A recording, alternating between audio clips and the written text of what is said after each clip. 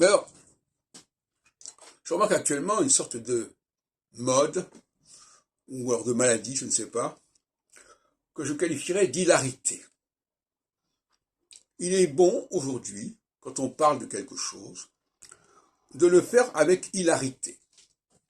C'est-à-dire en n'arrêtant pas de glousser, voilà, c'est ça. C'est un rythme de parole qui est recommandé actuellement.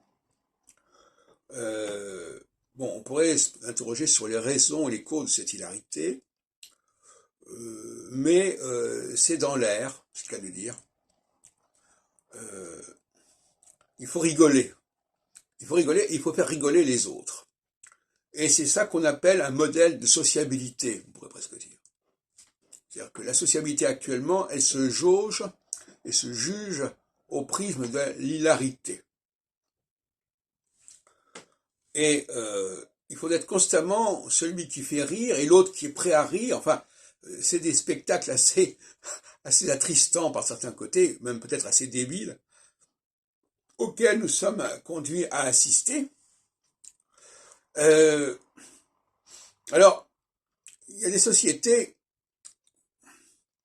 chez qui c'est déjà une tradition de longue date. La communication doit être bruyante.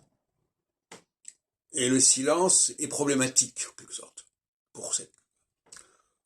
Parler calmement, sérieusement, c'est moche. C'est triste. Il faut être dans un état d'excitation. Et il y aurait même presque de compulsion.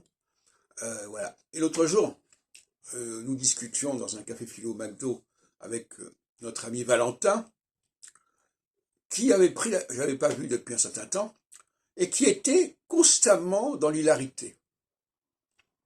Et son visage se déformait parce que quand on rit, on déforme son visage, quelque part. Et tout ce qu'on disait était prétexte à hilarité chez ce garçon.